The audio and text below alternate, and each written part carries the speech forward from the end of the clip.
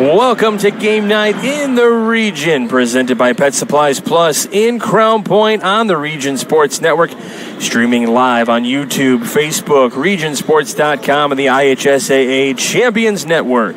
We come to you tonight from Crown Point High School as the Region Sports Network features Indiana High School boys basketball as the Michigan City Wolves comes in to visit number 5 in the state of Indiana, Crown Point Bulldogs.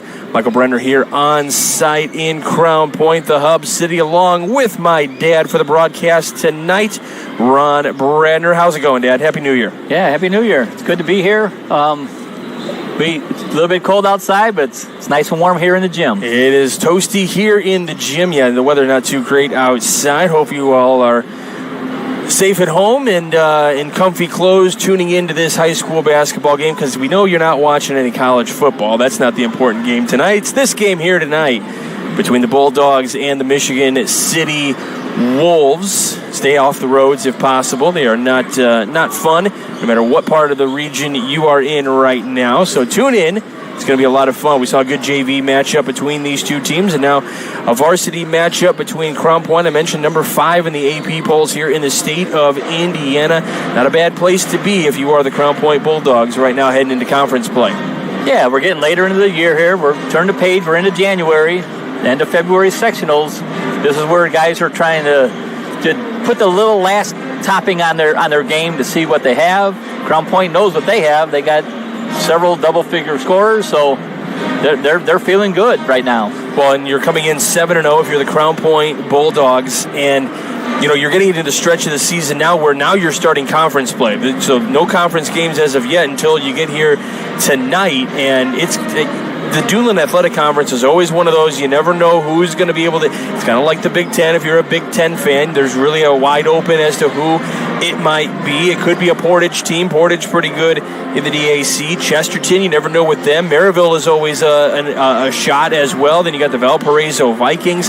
Lake Central under 500 as of right now, but once DAC play starts, that could change. In this Michigan City team, 5-5 coming in on the year. They're on a 5-game losing streak after opening up the season 5-0, but new year 2025, see what happens. You never know. Yeah, we're here just to have some fun and see what you can do that's a little bit different than last week. We turned the page to the new year, and we're getting ready for sectionals in less than 2 months. It's very quick in how fast this season flies by here in the state of Indiana. Feels like the holidays are over. Then I was like, okay, we're about halfway through the basketball season already, but we are officially in 2025 now, so excited to get this one going. Michigan City under first-year coach at the helm for Larry Upshaw after coming off a couple of regional championships in his tenure over at 21st Century, his 4th season overall as a head coach. Not a bad position. You get rid of your coach, or not get rid of, but you lose your coach from before. Now you have a coach that has proven with a track record in a lower class. Now you come up to class 4A and see what can happen here. So, you got Michigan City. Yeah, they're 5-5 on a 5-game losing streak, but you have played some pretty interesting talent. Yeah, you've played East Chicago, you've played Penn, you've played teams in South Bend, you've gone to Michigan to play teams. That's not too far for them. There's just right up north for Michigan City. But at the same time, you're playing some good talent. So when you come back to Indiana, get into conference play, this is one of those question mark teams. Yeah, 5-5, but what is it going to look like come conference play? And let's face it, you and I talked about this in a broadcast earlier. Whether you're a fan of it or not, it is what it is. Your regular season record really doesn't matter come the end of the year. You're going to get a chance to play in sectionals. You want to play your best basketball going in there, and it starts right now. Right. That's what we talked about before. There's no seeding like Illinois has based on your record. Everyone goes to sectionals. In conference play is a whole different animal than just regular season games. You know the kids in your conference. You've played with them in the summer. You've played against them in the summer. Some of these kids have seen each other for almost 10 years now. So they know each other in and out, what they can and can't do. And we've seen some coaching changes in this particular conference the last number of years. Obviously, Coach Upshaw here now in Michigan City. So, and then you got Coach Sexton at Lake Central in his second season. There's plenty more you can talk about around the DAC, but one constant in the DAC for the last number of years. In fact, it's been the last almost 20 years as Coach Clint Swan. He has seen almost everything you can think of here in the Duneland Athletic Conference. Over 400 wins in his illustrious career. He's getting close to 30 years as a coach overall after spending time over with the Andrean 59ers and over at Frankfurt as well. So he just collected his 400th win as a coach not too long ago against the Munster Mustangs. Talk about a team or a coach. You know, we had the Munster Lake Central game to kind of wrap up the 2024 year. Talk about two coaches that have been staples here in Northwest Indiana, Coach Hackett, and then you got Coach Swan, who ranks 20th all-time amongst active coaches in terms of wins currently in the state of Indiana. That's pretty high praise. Yeah, and your kids know that what your accolades are as a coach. And it's much easier for a team to buy into a program when you know your coach is a winner. It's a proven fact in Munster. Those kids, even as middle schoolers, they know, well, I'm going to high school, I'm going to have Hackett, they win, period. Crown Point's the same way. These kids as middle schoolers fall into this program, they know Swan's a winner. That's where I want to be. They're not transferring out. They're not trying to go to some other school. Some of them transfer out because they move. But most of them, all along as a child, this is where I want to be. Well, and that's one of the things when you do have this consistency with a coaching staff, they're able to build up the younger programs that you're talking about tonight. AAU night. All the AAU kids in the Crown Point system get to come in for free tonight to watch the game. The players, the varsity players after the game tonight, going to go sign autographs. We were talking before the game tonight when you and I used to go watch the Morton Governors play because you wanted to go watch your coach in his final years, and then eventually Coach Marcinek would take over, his son, who's now the principal here at Crown Point. I remember going to those games, and if you had, before I understood how school systems really worked, if you had asked me, if you want to go play basketball, where do you want to go play? Well, we went to Morton Governor games all the time, so I would have said I want to go play for the Morton Governors. When you buy into when you see those programs as a younger player, and you see what these kids do, especially when there is success, like we're seeing right now with this Crown Point team, and the same could be said for Michigan City. I mean, they have great facilities over there at Michigan City. A lot of these kids, when they go through these programs, and when you have a coach that's been around for a long time and builds the program the way they want it, there's a lot of success, and we're seeing the repercussions of that for a team like Crown Point. Yeah, the AAU kids that are out here, even their parents know who the other coaches that their kids are going to be playing for. They know. There's no shock. It isn't a big turnover. Back in the day, we went to see the Morton games. Coach Marcinek I had, then his son. I can remember his son being in the gym when we played. Every Saturday, he'd be in there dribbling and shooting around as a little kid. Then he comes out to be a coach for Morton. Then he coached. Now he's a principal here. It's still in his mind basketball. For sure. All right, we're going to step aside for just a few moments. When we come back, we'll have the opening line. We'll give you the starting lineups and then the opening tip on the other side of this break. You are watching the Region Sports Network, the only game in town. When life keeps you busy and you can't get to the store, shop online with Strack & Van Til To Go. Our to-go service is easy to use. Register using your rewards account information, fill your virtual cart, and choose delivery or pickup. Once your order is in, our own Strack & Van Til team preps your order with care. With our to-go service, you can earn reward points and save time and money with our online coupons and weekly ad prices. Life made simple, shopping made easy. For more information or to sign up, visit shop.strackandvantil.com. Hi, I'm Crowd Company's Lantern Man. For years, I've helped your family and friends save on their car insurance. And now I've returned to rescue you from high prices. Whether you have a perfect driving record or a not-so-perfect record. Follow me to the Crowell Agency for immediate and affordable coverage. I'm your insurance superhero.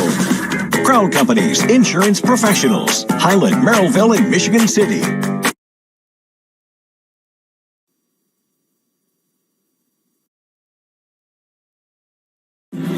Thinking about what to do after high school? Consider a career with Boilermakers Local 374. As a Boilermaker apprentice, you'll earn while you learn. We offer excellent wages and benefits, and as part of our no-cost hands-on apprenticeship program, you'll learn from the best in state-of-the-art training centers and on the job. Become a union Boilermaker and get on your way to a great career. Find out more. Visit www.local374.org or call 219-845-1000.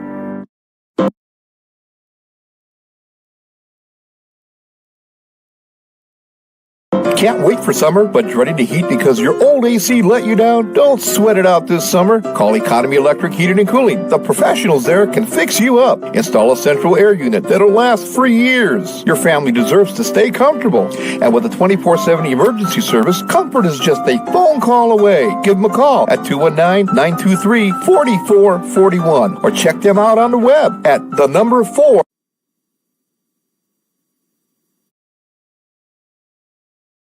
First home, dream home, forever home. Tech Credit Union has the right home loan for you. Their loan officers can help you purchase a home, refinance your current mortgage, or unlock your home's equity to get cash out for any purpose. Let Tech Credit Union show you why they are the better option for a home loan. Learn more at www.techcu.org or call 800-276-8324. Tech Credit Union is an equal housing lender and federally insured by the NCUA.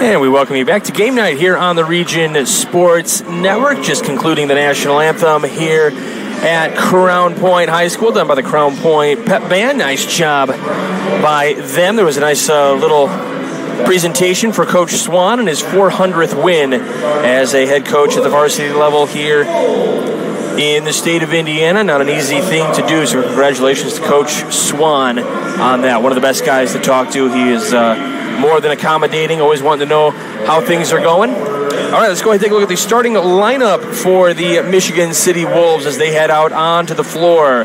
First out is number 0, Anthony Murphy, a 6'5 senior, followed by number 3, a 6'4 junior, Terrence McCray, along with number 5, Jaron Upshaw, a 6'3 junior. And now number 12, Taquarion Van Buren, a 6'4 junior. And then number 24, Keegan Cowgill, a 6'7 senior as well. So a few seniors in there with a junior lineup for the most part. 3 out of the 5, excuse me. And now for the Crown Point Bulldogs. And we'll get excited here inside the facilities here at Crown Point High School. It'll be first out, number 2, Kingston Rhodes, the 5'8 junior, one of the 3 members of the starting 5 that are scoring over 10 points a game. Then at number 10, the 6'2 junior, Mason Darrell, followed by number 11, the 6'1 junior, Bryce Peters.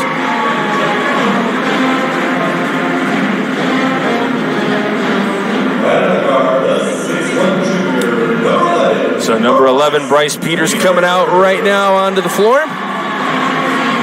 We appreciate you tuning in to this broadcast here today between Michigan City and Crown Point. Next out for the Bulldogs, number 23, the 6'6 junior, Dikembe Shaw. And then the lone senior in this starting lineup, the 6'4 senior, number 30, Quinn Bagley. Ready to tip things up here at Crown Point High School. Mayor Pete Land of the Crown Point Police Department are proud to support the Crown Point Bulldogs athletics and say go Bulldogs. Crown Point remains dedicated to preserving history, celebrating everyday life, providing the best in-city services, and encouraging smart growth. The Crown Point Bulldogs hockey team returns to Bulldog Park Saturday, January 11th for a game against Zionsville. The puck drops at 8:30 p.m. For a complete schedule of games, visit cpbulldogs.net. So it should be a fun one from Bulldog Park tomorrow. Our Economy Electric Heating and Cooling game night forecast brought to you by our friends at Economy Electric Heating and Cooling.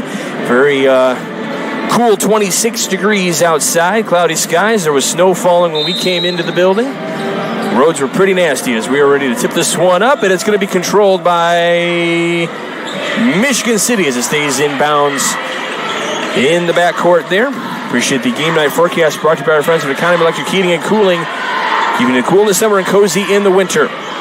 So for Michigan City, go ahead, Dad. Crown Point starting here man-to-man.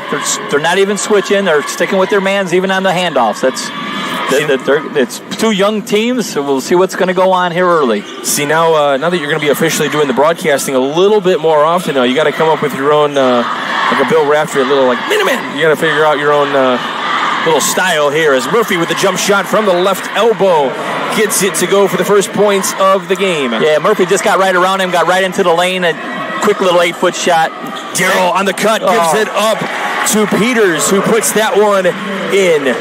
Yeah, Peters on the back door, caught Michigan City sleeping. Easy layup. He was right on that right block on the opposite side from where we are today. So Murphy with it at the top of the key, just above the Crown Point Bulldog logo. They go left to right on the floor. Giving it up now to Van Buren. Off to the corner with McCray. McCray dribbling with the left hand. Now crosses over. We're going to have a foul here against Michigan City away from the ball. And then they called it on Van Buren. We'll wait to see the official marking here.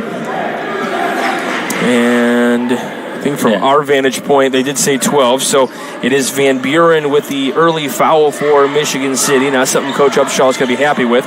Darrell puts it up for three from the left side. No good. Rebound comes down to Michigan City. It's getting corralled a little bit awkwardly down there, but they do come across with it as Murphy comes across the timeline. Again, left to right on the floor. Another backdoor cut, this time for Michigan City, but it doesn't fall as Cowgill couldn't get that one to fall from the right block. Calgary went backdoor right away. They didn't even wait to pass the ball around. He had an easy shot and just a little bit too hard off the glass. Shaw from the near side going for the three-point basket. Tries to sell the miss on the three-pointer.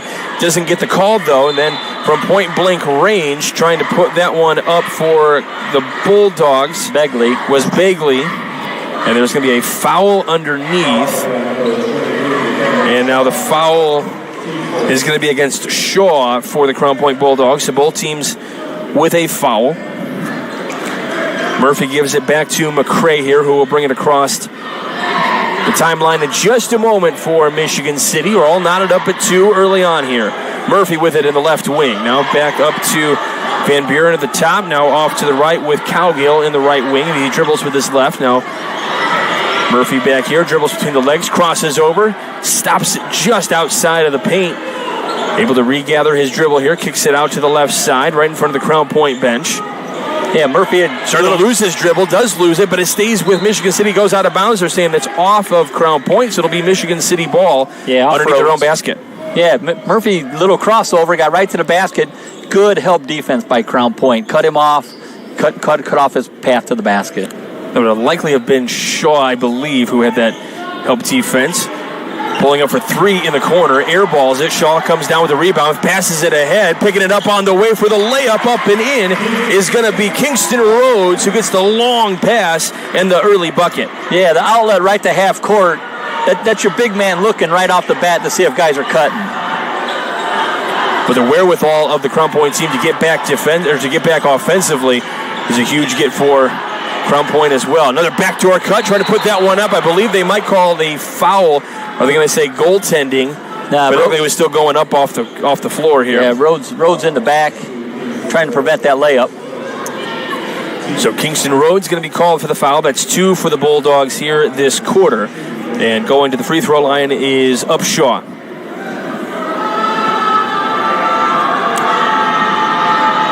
And as many of you, I'm sure, are familiar with the Region Sports Network, we will crown A few awards at the end of this one. We've got the Crowell Company's Lantern Man Superhero of the game that we will award. Crowell Companies are proud to recognize the superheroes on the basketball court. Upshaw does hit that first free throw. And with 5:08 left to go in the opening quarter, he gets his spot to the charity stripe for the second attempt. And it is up and wraps around, no good. So 1 of 2 from the line for Michigan City here. Bagley gets the bump, but gets the bucket instead after he gets a little bit of a bump, no call. Yeah, quick outlet on the rebound that they were running. There's Murphy right to the basket again. 8-footer, just no good. Just a little bit high there, or long on that shot. Rebound comes down to Upshaw, though, so it's going to be a keep here into the corner for a 3. Hits just off the front iron, taps that one out of bounds. And they're going to say that's going to be Crown Point ball. It was McCray who had attempted that 3-point shot. We'll have a check-in here. Looks like it's going to be Nick Stewart checking in for Michigan City. And Upshaw will head off. Mason Darrell riding through the paint. Kicks this one out of bounds, and I believe it was tipped by Michigan City. It was tipped by Michigan City, and I think Coach Upshaw was saying, hey, hold on, wait a minute. But the official right in front of him in the backcourt said, nope, there was a tip. Peters looking for the inbounder. Gives it up to Bagley. Bagley has it stripped out of his hands.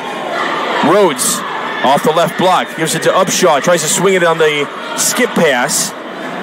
And there is just awkward movement here by the Crown Point Bulldogs right now, but they are able to keep set in the corner.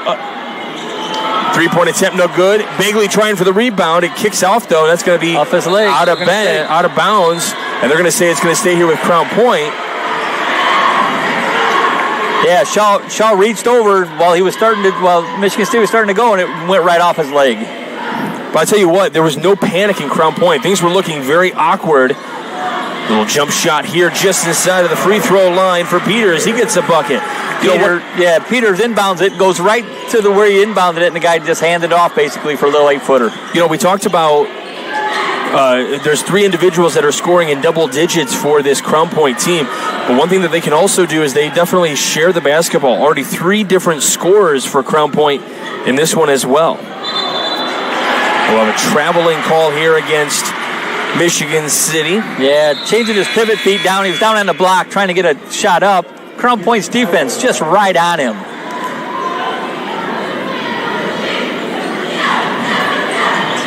So a little full court press coming up here. A little 1-2-2 press here. Always executed so well by the Villanova Wildcats in college as Mason Darrell from the near corner knocks down the first tray of the game. And it's a big run for the Crown Point Bulldogs, which leads to Michigan City calling a timeout to stop this run by the Bulldogs. 11-3 your score. And it's going to be a full timeout, so we'll step aside. You are watching Game Night of the Region Sports Network, the only game in town. Hi, I'm Crowell Company's Lantern Man. For years, I've helped your family and friends save on their car insurance. And now I've returned to rescue you from high prices. Whether you have a perfect driving record or a not-so-perfect record. Follow me to the Crowell Agency for immediate and affordable coverage. I'm your insurance superhero. Crowell Company's insurance professionals. Highland, Merrillville, and Michigan City.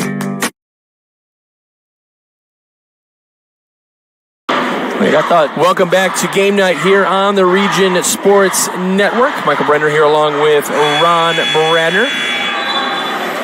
Happy to have you with us this matchup tonight. Our first broadcast of the 2025 calendar year.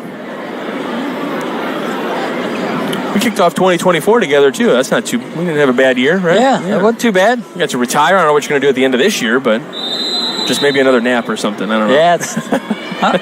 It's the king of those now. Yeah. Oh, I already got Zach Miller laughing. Here we go. Retirement's a great thing, man. I'll let you know in 80 years when I get to do it. So Stewart came in for Michigan City. Murphy running down on the block, pushing his way through, and they're going to call a jump ball. Possession arrow favoring a Crown Point. Ironically enough, Zach Miller was just asking about that. Yep, the arrow is facing Crown Point. Now it'll go to Michigan City, so the possession with the Bulldogs here at home. Shaw with the bounce pass over to Bagley at the top of the key. Here comes Peters inside the paint, turning off the block, off the window, and in. Peters already 6 points in this one. Yeah, the little handoff right at the free throw line, worked his way to the basket. Little shuffle step there, had a nice layup. So Murphy trying to find somebody coming in on the left side. He does get Cowgill over there. Yeah, Cowgill cutting right to the basket. Found him. Nice little layup backdoored. That was a bucket that the Wolves desperately needed here. Skip pass into the corner for Bagley. Pulls up for three and knocks it down. He hesitated a little bit, and I think he was just kind of waiting for the defense to come up and pressure him, and it never did. So he said, okay, I'll shoot it. Spinning, finding up to the lane, the cutting, McCray.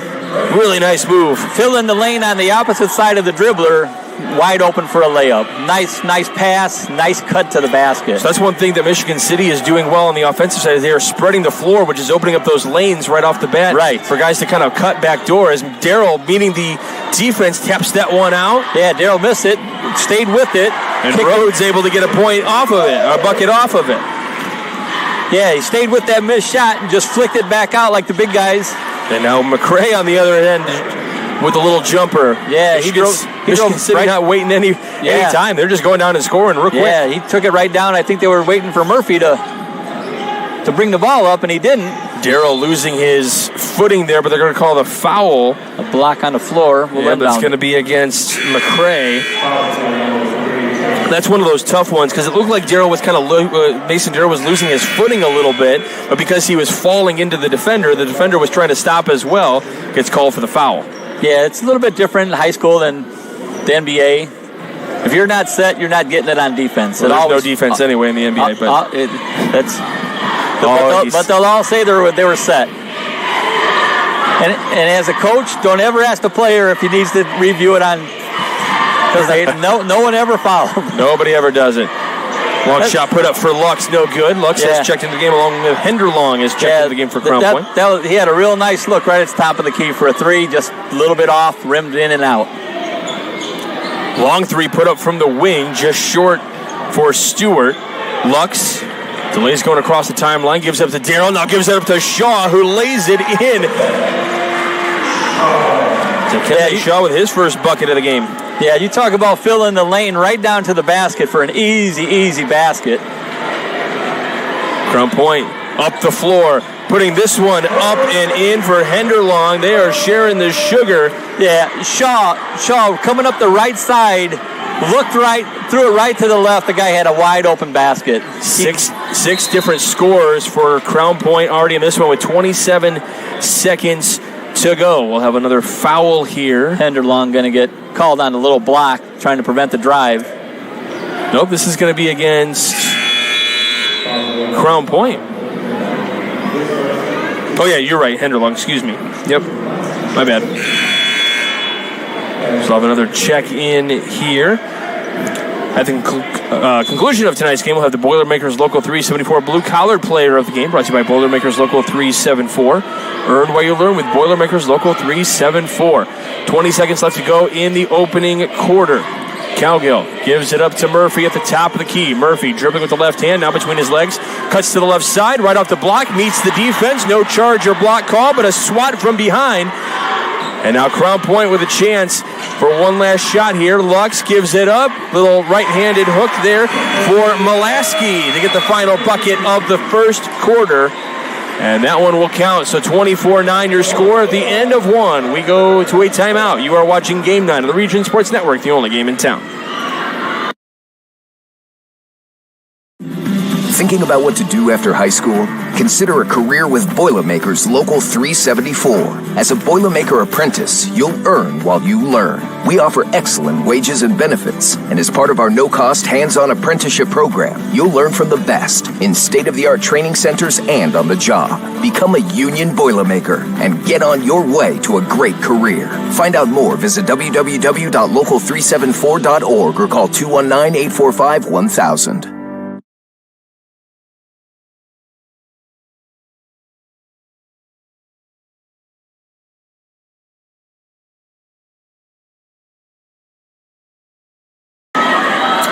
Welcome back to Game Night here on the Region Sports Network. Michael Brenner here along with Ron Brenner.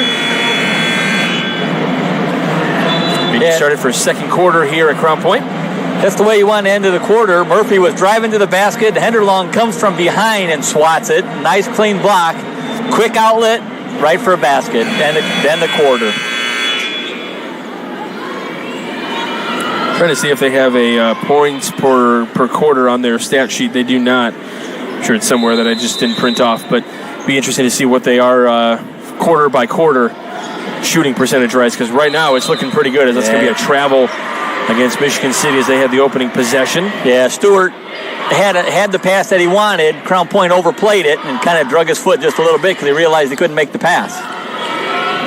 Michigan City trying to come in here tonight doing something they haven't done in quite some time. It's been 6 seasons since they have beaten the Crown Point Bulldogs. Last doing so on the 23rd of January back in 2018. Three-point basket offline for Henderlong. Yeah, he lined it up, just didn't get it. Nice bounce pass underneath the basket. Even a nicer pass to the other block. As Van Buren gets his first bucket of the game, and it comes in the second quarter. So now Crown Point not playing with any of their starters from the starting lineup to start, except for Mason Darrell in there, who puts the jump shot up, no good. This one tapped out. Michigan City with a chance to make this a 10-point game with a made three-point basket. But it looks like they're trying to play a little inside game here now. As Murphy was cutting to that right block. Hesitates, puts it up. Is he going to get the and one? They are going to say and one. Yeah, nice cut to the basket. They had the ball down on the block. Murphy just waltzed right down the lane. They get it to him, gets the body contact and one.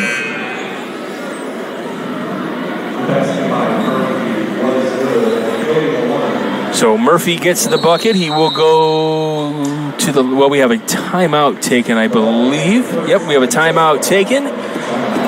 So we will wait to see a 30-second or a full. It'll be a 30-second, so we will keep it right here on the Region Sports Network. We talked about some of those awards we're handing out. Make sure you stay with us after the game, as we'll name the Proud Union Home Play of the Game, presented by the Region Sports Network.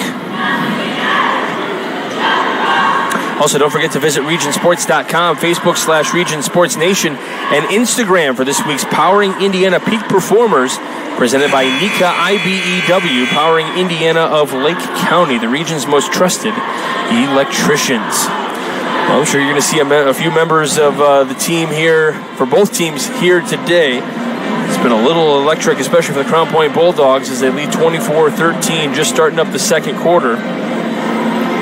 Yeah, I thought we might have had the play of the game already, but Shaw didn't hammer it down. I thought maybe when he got that breakaway on the nice lead pass that he'd have hammered that down and got this crowd just going crazy. Yeah, he left with the little finger roll, though. He'll take that.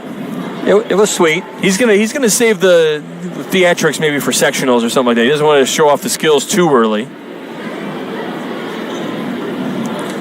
Leave the fans wanting more. I think we got some popcorn down the sideline here that the officials are trying to sweep away so that no player falls on it. That's the last thing you want, is water or popcorn or something on the floor and have a player twist his ankle unnecessarily. Yeah, maybe the fans down there just thought, maybe the officials didn't have dinner because of the 7 o'clock start time. So yeah, they don't really see. I mean, they would just have somebody come out here with a broom or something, like, hey, sweep this off, but they got it. So Murphy to the line to complete the old-fashioned three-point play, and does so.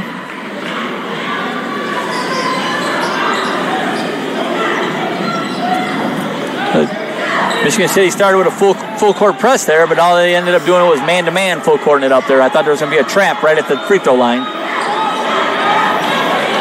This one going to go out of bounds. It's going to stay here with Crown Point. They were trying to feed it over to Henderlong there on the cut, and Henderlong's looking at the official going, hey, he's getting me on the arm a little bit. Yeah, Lux just the defender reached in just a little bit, but Lux, I think if he'd have bounced past that, would have got to his man a little bit easier. Shaw looking for his guy, and he has the long inbounds pass into Peters. And some people might be thinking, well, hey, that's a backcourt violation. No, you never establish possession on this side of the floor just because you're inbounding on this side. Oh, Shaw underneath, turns around and puts it in. Dikembe Shaw. Yeah, Shaw came down the baseline from one side to the other. Easy basket. And just as we said, there is a broom making its way out towards the popcorn area that we were talking about. It's Michigan City here now, trying to get something going on their side. Oh, Michigan City trying to get it to the post. Crown Point playing fantastic defense there. Henderlong with a good block out to it, right to the 10-second line. Lux trying to feed inside. It's going to be tipped out. They're trying to feed into Bagley. But good defense there from Van Buren from behind. Yeah, I think Lux would have a little more success if he throw the bounce pass where the guy can't reach over the shoulder. And if he does, it's going to be a foul. Right. Inbound into Shaw. Henderlong off to Bagley. Bagley from the wing. Now Lux. It's Crown Point. Will be patient. They will make sure that they get a good shot off. They don't need to rush anything with the lead that they have. Bagley feeding it in. Lux onto the cut for Bagley. Got swatted out of the air by McCray. Nice move. Yep. Nice play set up. And now off to the baseline, trying to come up underneath, putting it in. Nice move, Isaiah Smoot. Yeah, that McCray block, dribbled it all the way down, got all the way to the basket, and the assist. Tell you what, that set play for Crown Point just now, that, minus the no basket, really nice setup. As Henderlong here from the near corner for the three, airballs it. Flying down the floor is Stewart, trying to go coast to coast. Regathers his dribble here, hands it off to Murphy, goes on the left block, lays it up with the left hand, can't get it to Coe. Trying to get the rebound, going back up with it. Van Buren, they're going to call a tie-up, and it's going to be Crown Point ball. Yeah, Murphy not happy with himself. He had the easy layup down the left. Just rolled off. But Michigan State, they stayed with the ball, got the rebound, and then a jump.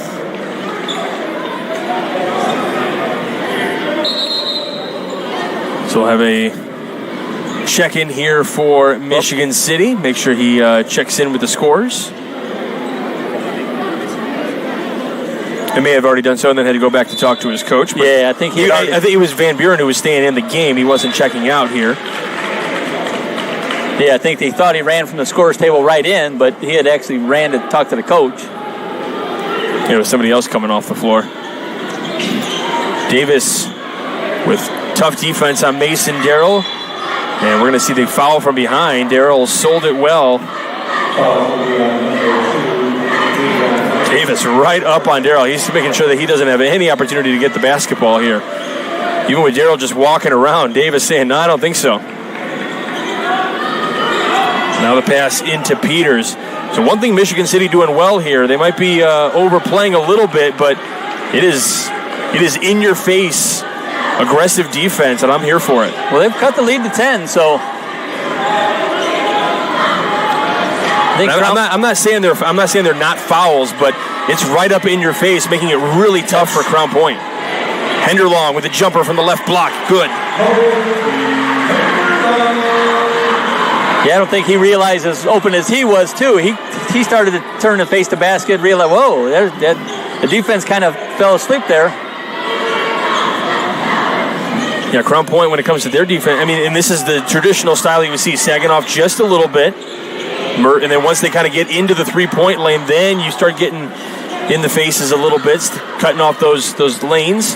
Long three put up for Smoot, no good. We'll have a foul called here. And is it against Davis or is it against Cowgill? It is going to be against Cowgill, I believe. Yeah, Peter's got to give Murphy a step. You don't want him just blowing by you on the drive every single time. So he's giving him a step and then expecting help if he should still get by. 3:55 to go in the half. And a physical one here for Crown Point. It's Darrell flying down the floor. Henderlong here at the top of the key, looking to his right. Finds Peters. Peters now at the top of the key. Darrell in the left wing. Baseline, kicks it out. Henderlong to Shaw. And trying to get those quick passes. One thing that Michigan City's doing well, though, is even though these are quick passes, as Bigley goes up, meets the contact, and puts in the bucket. Yeah, they move the ball well around the outer perimeter, and then they watch for cutters. Well, what my argument would be is that Crown Point is passing the ball very well, very quick and methodical, which is normally, if this was, say, a 2-3 zone defense, and we'll have a charge call here against Murphy. That'll be his first. Yeah, he lowered his shoulder a little bit. He had the easy basket there, just trying to get a little bit more than he could get. Yeah, the passing for Crown Point has been spectacular, but Michigan City's also doing a really good job of still getting to those passes and kind of cutting off any type of dribble drive.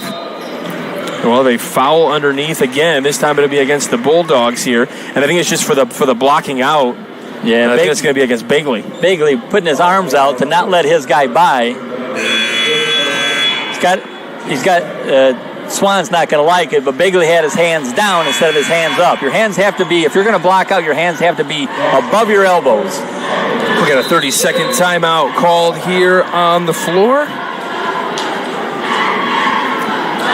So 30-16 your score right now. We had cut it within 10 just a few moments ago, but then Crown Point just doing what they do. They go on these nice, long scoring runs. That's what Michigan City's going to have to do, is try to prevent big scoring runs to happen for the Crown Point Bulldogs and try to get a little bit of a run of their own. And they can do that. We're seeing it here. They can score quickly. Yeah, Michigan City has several guards that can drive to the basket. When Murphy gets to the basket, especially on his left side, he's left-handed, he's pretty smooth. They just took away a basket there that would have cut it, to 12 on an offensive foul. He lowered his shoulder. But Michigan City is really, really quick on the defense. Playing man-to-man to move as fast as the ball is moving is really, really difficult. You can throw the ball faster than you can run with the ball. Yeah, but they're being very successful getting right to it on those passes. Probably one of the quicker teams I've seen in a little while. So with 2:50 left to go here in the first half of the game, this one picked off by McCray, or out of McCray's hand. Darrell gets fouled from behind, who was going up to try to lay one in, and he got fouled from behind and was denied the one-handed jam. And I didn't see, was it McCray that gets called for the foul? Yeah, it's going to be McCray who gets called for that foul. That'll be his second, I believe. First free throw down for Mason Darrell. Leading scorer on this team, 14 points a game. Yeah, they really get out on the break. When they realize they have the steal or the rebound, they're running.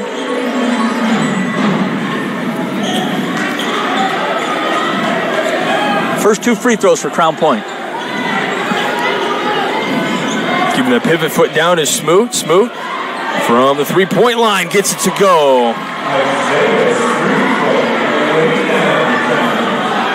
Yeah, he had something to say for the student section here for Crown Point as Darrell tries to answer. The rebound comes down to Porter. Another three-point basket up for Peters, and this time it's good. He's got 9 points in this one. Trying to fly ahead. This one picked off. Going up, laying it in, and there's a foul for an and one. Yeah, Peters just took it all the way to the basket. The defender didn't really have a shot and still made body contact. So Smoot is going to be called for that foul. The bucket is good once again for Peters. That's going to put him in double-digit scoring with a chance for one more here.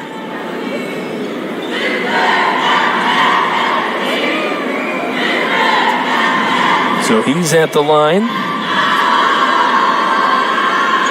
And it's good for the old-fashioned three-point play. Peters averaging 9 points a game. He's already in double figures in this one here in the first half. Murphy off to Smoot. Crown Point went down into a zone. Stolen away by Peters and up and lays it in with the right hand. Yeah, he just caught that pass up at the top of the key up there where Michigan City was just trying to get it from side to side. extended that zone just a little bit further. 14 points for Peters in this one so far. Long range three on the money and down for Stewart. They weren't falling before. They're starting to now as the points are racking up as well. Already 62 points scored between the two teams. Henderlong kicks it off to Porter. So we got guys hitting the floor. Henderlong on the right block. Jumper. Knocks it down. An underrated point opportunity. Yeah, had him on the block. Just a little pivot, step back. Another long-range three that's going to come up short. Henderlong with the rebound. Peters slowing it up a little bit here. Henderlong in the corner. Tries to feed it down to Peters inside the paint. He's going to have to turn. Fire. It's going to be off the hands from Molaski. Molaski stands 6'6", sophomore. That looked like that was blocked and then tipped by Michigan City, but they're still going to get the ball. That's what Mason Darrell's trying to argue, like, hey, it was tipped off of somebody else. It should be our ball. 25 seconds to go here in the half. Michigan City wanted to try to pull a little bit closer with this one. We'll have a foul here after Darrell. Yeah, Mason Darrell thought he had picked that guy's pocket. He was scooting down by the scorer's table telling him he could find his wallet at the scorer's table, but the official wasn't having it. So Darrell gets called for the foul. That'll be his first. We got guys trying to check into the game. Officials trying to say, okay, you're going to stand here, check in here, and then we'll let you know when you can come in. You guys get a little bit too focused on coach said get in the game, so I'm getting in the game. Yeah. Well, there's only 16 seconds to go. You don't want to be late. That's Murphy. Yeah, Murphy just couldn't get any separation at all. He's trying. This one kicked out. Time running down. 3 seconds. Murphy. He's going to run out of time. He doesn't see the clock. Too late. Great defense. That was phenomenal defense. Henderlong just stayed between him and the basket the whole time. So halftime here, 42-22, your score. We'll be back in just a moment. We will have a Commissioner's Corner on the other side of the break. You are watching Game Night of the Region Sports Network, the only game in town. It's time for the Commissioner's Corner, an exclusive weekly conversation about Indiana high school sports with the commissioner of the IHSAA, Paul Neidig. Now for an up-to-the-minute report about what's happening in the constantly changing world of high school sports, here's Coach Bob Lovell with Commissioner Paul Neidig. Welcome back, everyone, to our weekly conversation with the commissioner of the IHSAA, Paul Neidig. And Commissioner, welcome back. Happy New Year. I hope your holidays went well. Coach, had a great holiday break, Christmas and New Year. Got to spend a lot of time, and we've talked about got to spend some time with my grandkids and watch them enjoy Christmas and the holiday season. And I spent a lot of time away from home, and it was good to be back home and enjoy the simpler things for a few weeks. Well, now that you're back in the office, it's time to play basketball in our state. So it's getting ready to snow this weekend. So I think it's a harbinger of what's to come because we have tournaments coming up. We'll be playing girls basketball state finals before we know it. So why not bring the snow? You know what? It's going to snow and it's going to rain and the sun will come out and we always figure it out. And, the worst thing that happens is we have to postpone a game or two for a few days while we wait for the weather in Indiana to clear up. Then that's just the way it's going to be. But hopefully the rest of the state can take a little lesson from our friends in the northern half that are used to larger amounts of snow and get this thing cleaned up and get those buses fired up and get them back on the road as quick as we can. But let us know. We'll enjoy it when it's here. All right, bad weather notwithstanding, we have an historic weekend coming up. The first girls state finals competition in the history of the IHSAA, as we mentioned, coming up this weekend on Friday. What a great, great day for female student athletes and families in our state. Yeah, this has been coming for quite a while. You know, we've been watching not only nationally, but watching girls wrestling grow in the state of Indiana. And, you know, we had over 1,700 girls wrestling in the state of Indiana last year, and we're well over 2,000 this year. And so this Friday, we're going to have the beginning of the first girls wrestling state championship with the sectional round throughout the state. And just a few short weeks, we'll be at the fairgrounds at the Coliseum, and we'll be celebrating that state championship there. It's a great venue. I was just there doing an IUPUI basketball game. It's a fantastic venue, and quite frankly, everyone ought to be excited about it. And,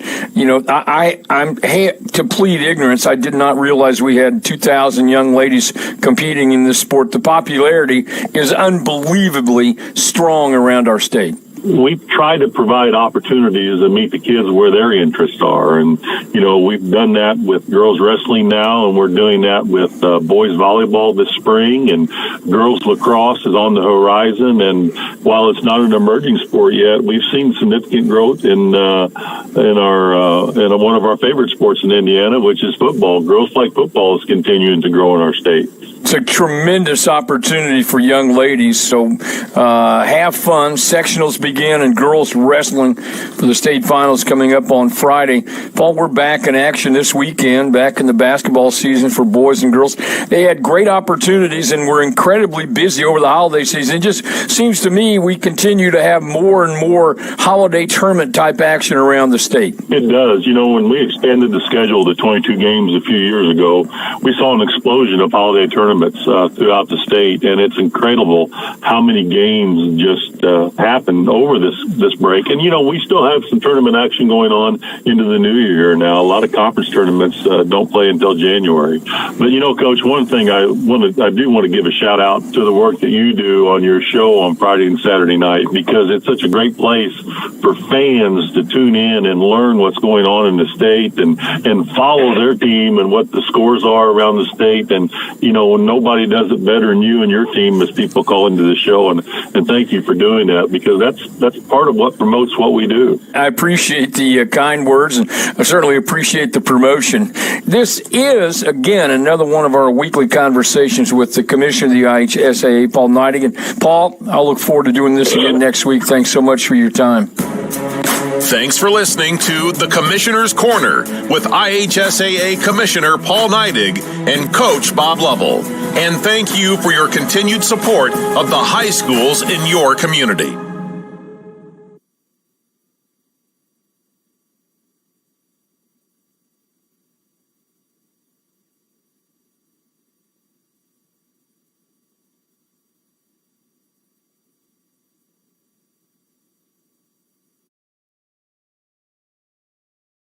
Can't wait for summer, but you're ready to heat because your old AC let you down? Don't sweat it out this summer. Call Economy Electric Heating and Cooling. The professionals there can fix you up. Install a central air unit that'll last for years. Your family deserves to stay comfortable. And with a 24/7 emergency service, comfort is just a phone call away. Give them a call at 219-923-4441 or check them out on the web at 4ajobdoneright.com.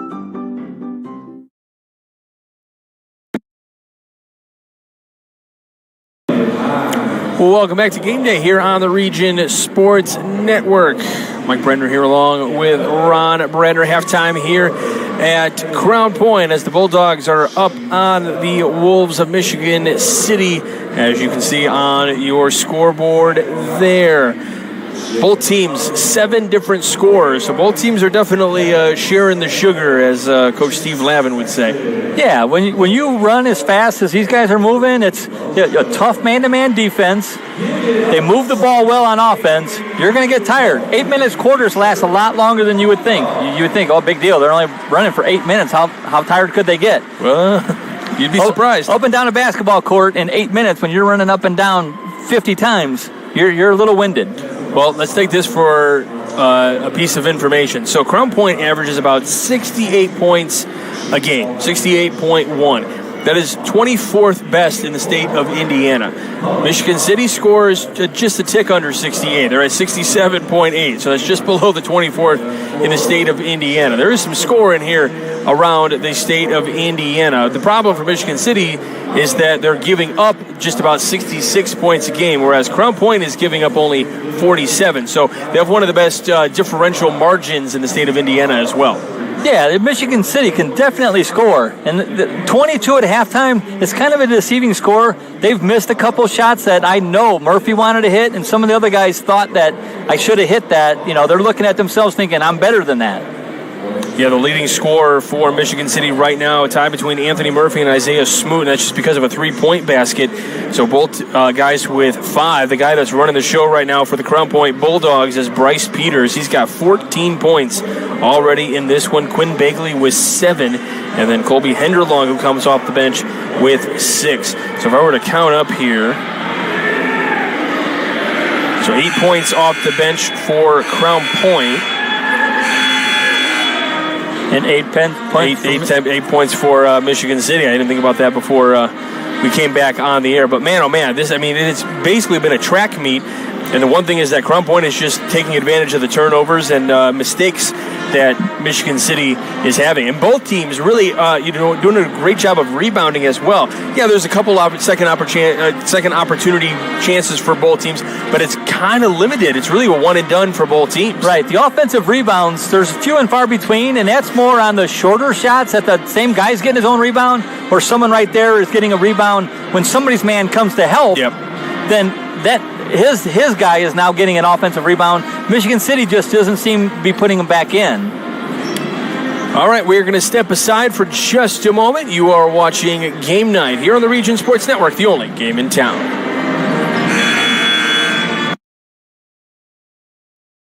When life keeps you busy and you can't get to the store, shop online with Strachan Van Til To Go. Our to-go service is easy to use. Register using your rewards account information, fill your virtual cart, and choose delivery or pickup. Once your order is in, our own Strachan Van Til team preps your order with care. With our to-go service, you can earn reward points and save time and money with our online coupons and weekly ad prices. Life made simple, shopping made easy. For more information or to sign up, visit shop.strachanvantil.com. Hi, I'm Crowd Company's Lantern Man. For years, I've helped your family and friends save on their car insurance. And now I've returned to rescue you from high prices. Whether you have a perfect driving record or a not-so-perfect record. Follow me to the Crowd Agency for immediate and affordable coverage. I'm your insurance superhero. Crowd Company's insurance professionals. Highland, Merrillville, and Michigan City.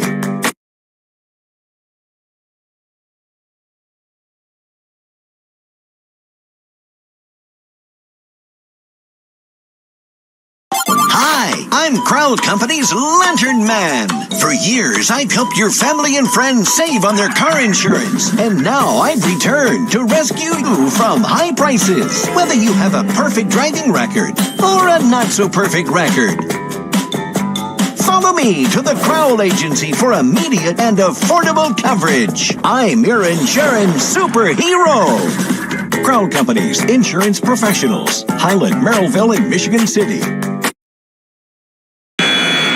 Well, welcome back to Game Night here on the Region Sports Network. Getting ready to start the second half of this matchup. First of the year, the Duneland Athletic Conference for both these two teams. Conference play starting. You've got other games going on around the conference as well. Some of those matchups tonight include LaPorte over at Lake Central. Portage playing Valparaiso tonight. That should be a really good one over at Valpo. And then tomorrow night, you've got the Maryville Pirates and the Chesterton Trojans. You can watch that one right here on the Region Sports Network. Andrew Mild to be on the call of that one. So starting up the second half here, Michigan City with the basketball. They will come right to left now on the floor. So Murphy on the far side, just in front of his bench, riding that baseline, hitting that left block, cutting right inside the paint, leaving it short, and fighting for the rebound here. It'll be Crown Point ball. So Van Buren just left it a little bit short. Yeah, see, that's what I was talking about. Nice little pass right to the center of the lane, 6 feet from the basket, just came up short. That cuts into the lead if you hit those. I'm telling you right now, though, if I was another coach in the area, especially over in sectional number 3, this is not a Michigan City team that I would want to face. Because, yes, they're down on the scoreboard right now, but this is looking like a pretty impressive team. They are quick. They can score at will, it feels like, at times. Yeah, they move the ball really well. They have backdoor cutters. And great defense there to prevent a basket here. That's going to be a double dribble. Yeah, that's just he saw the defender coming from behind and just kind of made the slight mistake there for Van Buren. Yeah, I think he was looking for the pass and then realized that he wasn't going to make it. McCray wasn't even really looking. They were still way in the backcourt. Well, then he saw the Crown Point defender coming from the back area who had fallen on his backside on that last possession here as Rhodes getting a little bit of separation there. And it's going to be on the floor. So we're going to see the foul here for Upshaw for Michigan City. First for Michigan City. Bagley now around the perimeter. This one picked off by Murphy. Murphy going up and laying it in. Yeah, anticipated the ball coming back around. Crown Point moves the ball well around the perimeter. Murphy just anticipated that pass, swatted it down, and took it to the basket. Nice pass, cut into the basket. Got too far underneath the basket. Rhodes for 3. Off the mark. Shaw coming out with the rebound. Bagley almost picking it up. Now it's loose again. Shaw does come up with it. Oh, feeds it to Bagley. That's one of those beautiful looking one way, but finds somebody on the other side of the floor. Yeah, Shaw is really good at looking off the defender. I like the no call there. A lot of body contact as Bagley kicks this one out, but McCray comes up with the steal. Murphy with Shaw all up on him. Gets the ball away. It's loose. And now Michigan City gets it across. McCray now for a three-point basket that knocks down for Cowgill. If Michigan City is going to get back into this, which they are starting to, this is where you're going to have to do it. Skip past to Darrell. Now Rhodes at the volleyball line. Yeah, Michigan City really, really active on the defense. Shaw from the elbow, no good. So here we got the stops coming for Michigan City, and Murphy.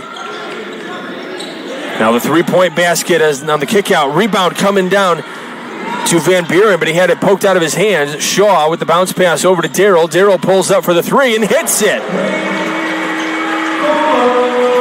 Yeah, Shaw, great hands defensively. Michigan City had gotten the rebound. He just basically took it from him, dribbled at the half court, made one pass, easy wide open 3 because he pushed the ball quickly. That last possession for Murphy, would you have rather have just, even though he stopped with the guy in front of him, would you rather have seen as Cowgill knocks down another 3 here? That's 6 points here in the half already. Really try to drive to the basket on that one to try to get the points? Yeah, I think because Murphy got one blocked that he's a little more timid, but yeah, I would rather see Murphy take it all the way. I feel like he has the strength for it. Yeah, I mean, Crown Point's help defense is just superb. And Shaw down on the block, you got to like that. Shaw trying to sell that shot there and gets the foul call. Yeah. You got a dictionary over there? He's superb? He's got a thesaurus. Shaw pulled there's an NBA move, the little swing through. You know the guy's going to be reaching. He was more worried about drawing the foul and going here to the free throw line. Was that on McCray? Did they call that on 3? I'm thinking he's the one kind of.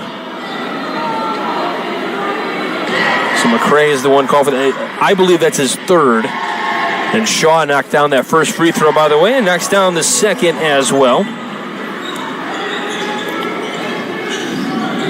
He's got 6 points in this one, having a quiet game, but still heavily involved. Cowgill with another 3 opportunity, hits the back iron, and now falling down, they're going to call a jump ball.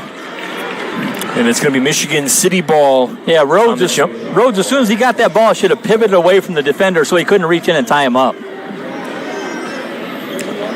Both teams super active defensively on the rebounds. The inbounds play smothered, trying to get this one to go up. No call. They have been letting these guys play as Rhodes goes up, and there's going to be a foul there. That was a lot of contact. Had to call that one as Cowgill coming in for the block. And that's going to be on Cowgill. Yeah, Rhodes put that ball up right to the basket and then pulled it back, drew that foul. And I would say that was good that was a clean play for a little while. Then the hand had started to come down, which is where the foul came, because you can kind of use the body a little bit as long as you're straight up. But you have to be able to come down. Everybody's got to come down properly. Yeah, I think when Rhodes pulled the ball back, that's when the defender reached for the ball, and that's where they're going to call the body. So missed the first one, makes the second one for Rhodes. And we got awards we're going to hand out at the end of this one. We've got the Crowell Company's Lantern Man Superhero of the Game. They're proud to recognize the superheroes on the basketball court. We've got the Boilermakers Local 374 Blue Collar Player of the Game, Ern Whaler and Boilermakers Local 374. And the proud Union Home Play of the Game presented by the Region Sports Network. Feeding this one into McCray. He's up, and it's going to be a foul, but no bucket on the drive to the basket. Yeah, pretty much anymore, and it's not all the time, but I would say the vast majority of the time, if you drive to the basket, there is going to be a whistle, and you have an N1 potential opportunity as long as you can make that layup. Right. If you can make contact in the air, this is high school. They're going to call that for the offensive player every time. So going to the line and knocking it down is McCray. And if you can do me a favor real quick and double-check who they called that foul on again. Rhodes. On Rhodes, okay. Kingston Rhodes, thank you. And then he came out of the game because I think he has 3 now, right? I have him for 2, but he might. Knocking down the second free throw is McCray. So he's got 6 points on the day. And this will be Peters bringing this one up. Zach Miller working our production tonight, doing a great job. This one kicked back out to Bagley. Shaw thought about the 3, steps up, puts it up, hits the back board, and no good. Bringing it up the floor now. Long range 3 again, and we're seeing a lot of long range shots for Stewart. A little stop and pop action as Shaw driving his way to the basket. A little Euro step almost action. He gets that one to fall. Yeah, so there's your good old-fashioned coast to coast. He gets the basket, he gets the rebound underneath the basket, takes it all the way because nobody stopped him. Yeah, we're going to step aside on the full timeout. You're watching Game 9 of the Region Sports Network, the only game in town.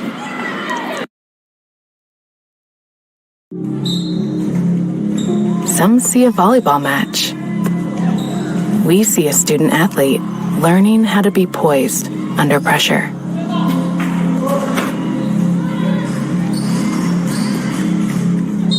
Some see a high school football stadium. We see the one place where the whole community comes together. Proud to keep education in front of athletics since 1903. Well, welcome back to Game Night here on the Region Sports Network. And Michael Brenner here along with Ron Bradner. Told you Zach Miller's doing the production today. He's also our coordinating producer. Does a fine job. Yeah, they might have called. Clint Klaus working the camera tonight, doing a good job as well as always, bringing you the pictures when we can. And then Martin Murillo Jr., also our intern here, working, kind of getting the ropes on the camera and the production, learning all the aspects of the broadcast here today. Yeah, they might have called that other foul on Shaw. Okay, so maybe not on Rhodes? Yeah. Okay.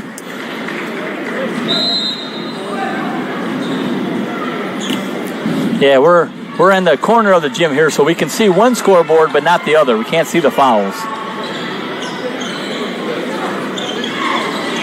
Stewart on the left side, giving it up. Smoot now back to Stewart, driving the baseline. Had it kicked off his foot.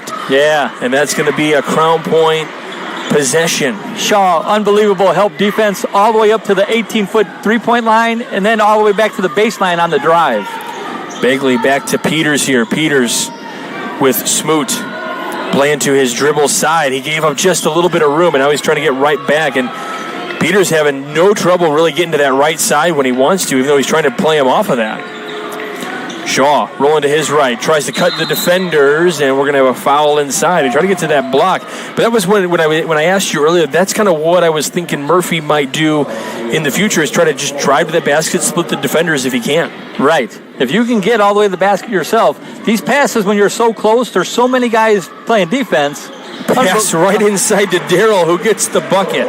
Yeah, they basically caught the defense sleeping there. He just lobbed it over their heads. Darrell caught it underneath the basket, just laid it right back in. That was a really nice pass.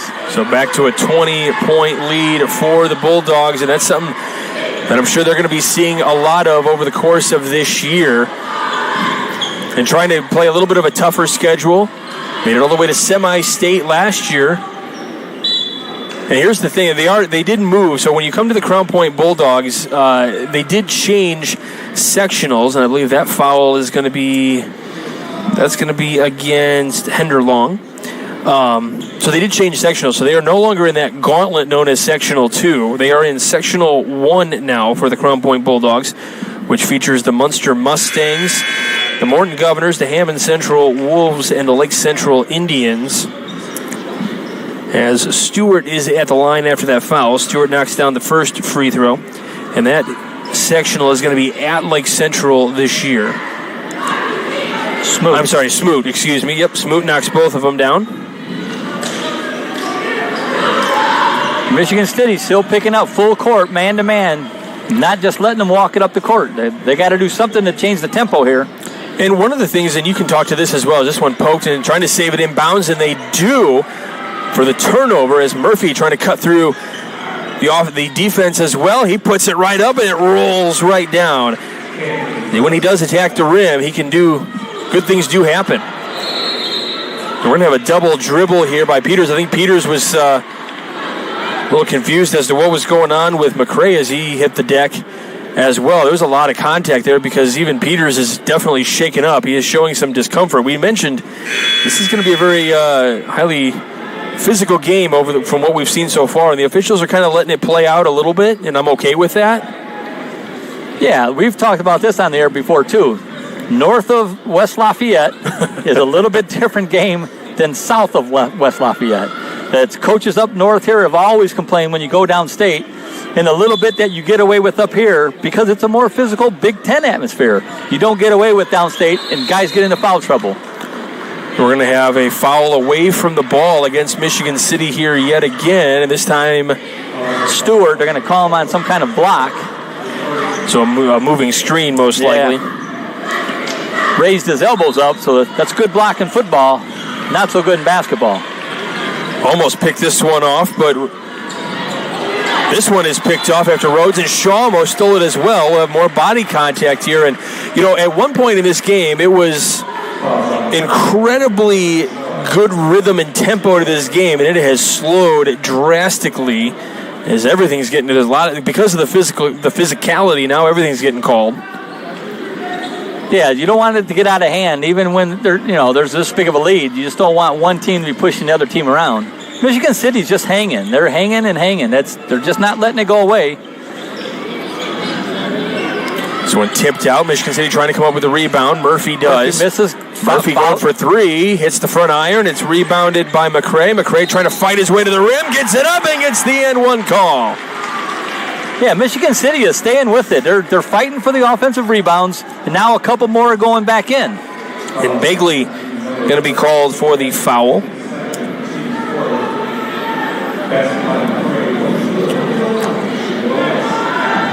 So I think what you're saying is we're just trying to pride ourselves up here in the northern part of the state. We're just a little bit tougher. Well, it's a different game. I'm taking that pride. We're tougher here in the region. Can't complete the three-point play. Was McRae. So Crown Point, Shaw. And we'll have on the floor, it's going to be a blocking foul, and I believe that's going to be if it's against McRae, it's going to be a tough call. I believe that's going to be his fourth. Yeah, Shaw took it right to him, a little bit of contact. 6 years from now, that's going to be an and one.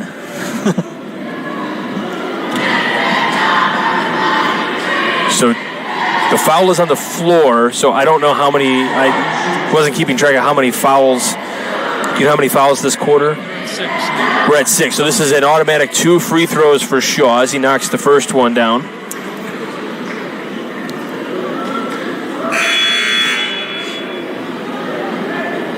So we will have so it's Murphy that comes out of the game instead of Shaw. I'm sorry, instead of McCray. Shaw misses the second free throw. That is the second missed free throw for the Bulldogs today. $1:20 left to go in the third. Smoot hands it off. Stewart in the corner. And we got a little bit of a push there, but not called by the official, and the ball goes out of bounds. It'll be Crown Point ball. That's kind of a big missed push, in my opinion. He was having a little bit of trouble containing the ball, so I don't know if they called the little body contact while he didn't have full possession. It could have been it, but there was definitely, looked like 2 hands on the body and some extension there, from my vantage point. I could be wrong on that. So Darrell feeds it ahead, finds Begley just inside the paint off the block. Can't get the roll to go on the hook. Yeah, those are the shots Michigan City was missing earlier on. Now Crown Point's not having... Pulling up the 3-point basket. Knocking it down. That's a big hit. Yeah, Van Buren just lined it up, put it in. So Van Buren with the 3-point basket. And we will step aside. You are watching Game Night here on the Region Sports Network, the only game in town.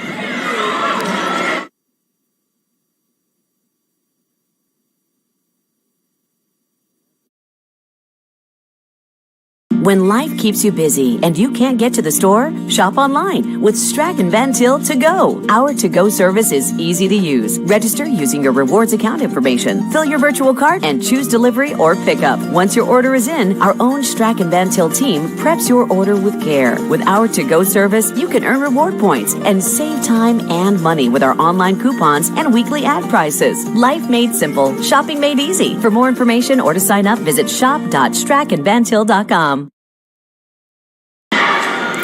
Mayor Pete Land of the Crown Point Pace Department are proud to support Crown Point Bulldog Athletics and say, "Go Bulldogs!" Crown Point remains dedicated to preserving history, celebrating everyday life, providing the best in-city services, and encouraging smart growth. The Crown Point Bulldogs hockey team returns to Bulldog Park Saturday, January 11th, that's tomorrow, for a game against Zionsville. The puck drops at 8:30 p.m. For a complete schedule of games, visit cpbulldogs.net. It'll be a fun atmosphere at Bulldog Park there just off of the square. Shaw across the timeline, riding right down the paint, puts it up off the window, no good. Michigan City gets the stop they need. They have a chance to pull this within a 10-point game or even to single digits. Long nice pass. breakup by Henderlong there. Ball out of bounds. They're going to say it is off of Michigan City, and the whole coaching staff started to go a little bit bananas over there. But Coach Upshaw saying, all right, sit down. To be honest, though, I love that because that means that coaching staff is dedicated to their players. They're fighting for it just like the players are. A lot of contact there. Offensive foul by Darrell. As they're saying, he got that arm extended a little bit to have the separation. I certainly hope that's not a makeup call because I called the wrong out of bounds play, and I don't think that would be that because one's a foul, one's an out of, right. That's a little bit different. But at the same time, I feel like there have been some calls similar to that have not been called, right. And I'm okay if you want to not call them, that's fine. Right, but don't change your mind now. And we have another foul here, and this is likely against Michigan City. And Murphy had a wide open cut to the basket. They had found him. He was laying it in. Some kind of illegal screen of somewhere is what I'm guessing. Yeah, and I missed the number because we have the backs of the officials, so sometimes we get blocked from what number they put up. So we'll try to get that to you in just a second. Shaw gets it here. As back to Darrell against the full court press of Michigan City, who's trying to spread the floor a little bit here. A little box and one. Peters back in the game here. Maybe try to control the offense a little bit better. And that's going to be 5 seconds for Peters. And just the little things there, like Michigan City trying to get the ball for their possession, and Peters saying, "No, I'll give it to an official." little things that can eventually get a little bit chippy. Yeah, when you 5 seconds left to go here in the third quarter. Sorry to cut you off. When you cut from a lead from 20 down to 12, it's Murphy with time expiring. Can't get it to fall. But we go to the fourth quarter. Things are getting interesting here at Crown Point High School. You're watching Game Night here on the Region Sports Network, the only game in town.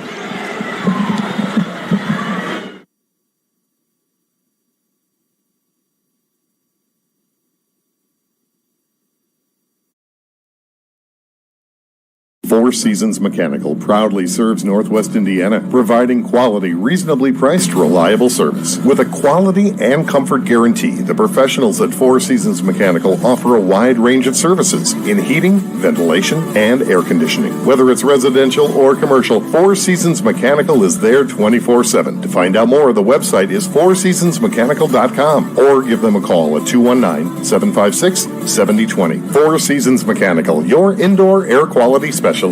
Earn while you learn from the best hands in the business. The Bricklayers Allied Craftworkers for Indiana, Kentucky Apprenticeship. That's right, this is a paid apprenticeship. I'm getting an education while learning a trade and getting paid for it. The thing that surprised me the most about this apprenticeship program is the respect I have received after the proper time and training. Classes start soon, so apply now. There are training centers throughout Indiana and Kentucky. We are the Bricklayers and Allied Craftworkers for Indiana, Kentucky Apprenticeship. The best hands in the business. Well, welcome back to Game Night here on the Region Sports Network. Start of the fourth quarter here at Crown Point High School.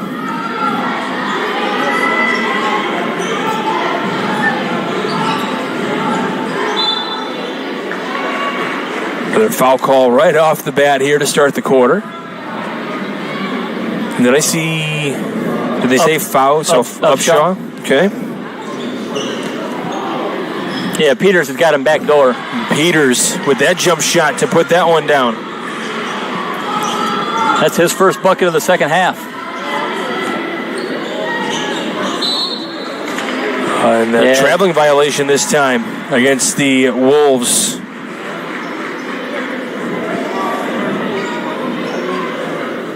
Yeah, Smoot just couldn't get his feet set. So we were barely 20 seconds into the quarter, and we already had two whistles. Not for fouls necessarily, but just whistles in general.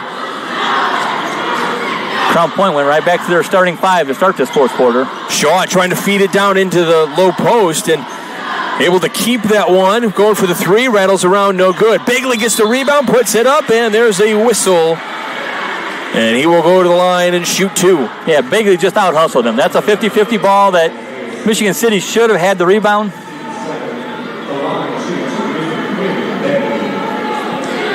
So Begley to shoot two. Knocks the first one down. His first point of the second half as well. That'll give him 8 on the night so far. Obviously still very early here in this fourth quarter, and anything can really happen. We've seen Michigan City go on some runs.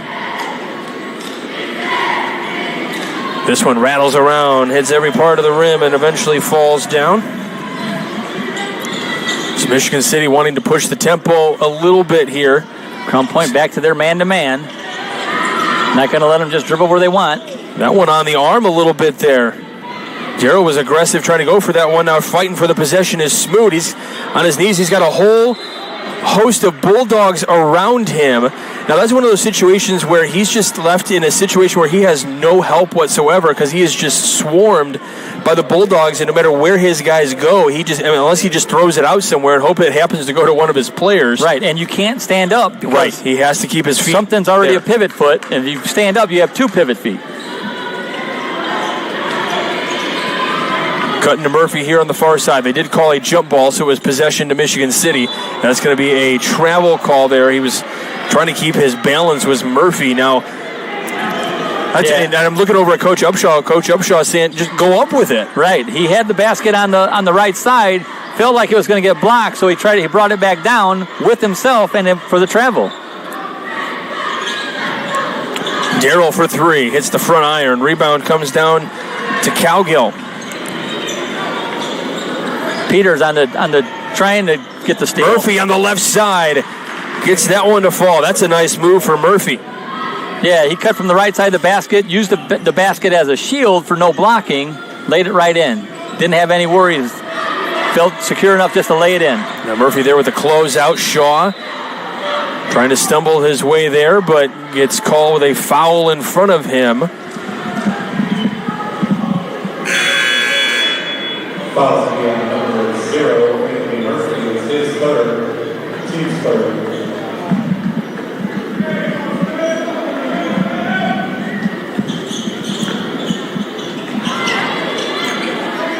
Shaw going up that time again. No, I'm sorry, Peter. That was Peters, excuse me. Yeah, inbounded the ball to the side, went right around, got it, dribbled all the way to the basket. So Murphy was called with that last foul. This one's going to be on Peters. So Peters called for that foul. That's at the second half. Just feels like we're stopping every so many seconds. Can't build a solid rhythm. And we appreciate you joining us here on the Region Sports Network, presented by Pet Supplies Plus in Crown Point. Supplies Plus doing a great job helping us out during that Cal Ripken 10U World Series right here in the Hub City. Traveling call here against the Wolves. Yeah, started to make his move before he was set. Didn't get the ball down fast enough, so they're going to call that every time in high school.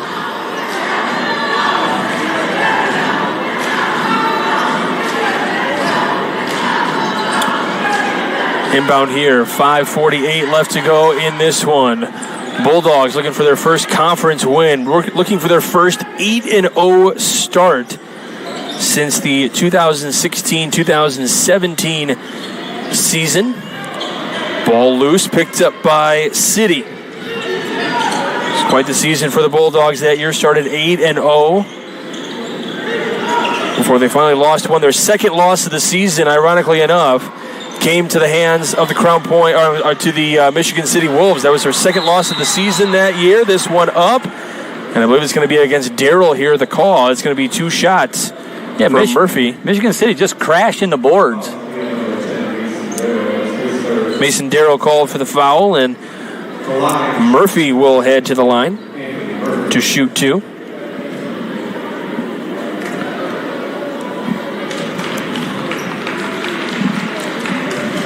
Knocks that first one down. 2 for 2 on free throws tonight. And of course the announcer's jinx, and now he's 2 of 3. I blame Zach Miller. Shaw with the crossover towards that right block. Tries to pass it behind him, but unfortunately it was a Wolf that was there. Yeah, nobody cutting down the lane for his help. McRae had it smacked out of his hands. It'll be Michigan City ball. Yeah, Peters to the right of their basket. Yeah, Peters cut him off going down, trying to get to the baseline. He just forced the ball out of bounds.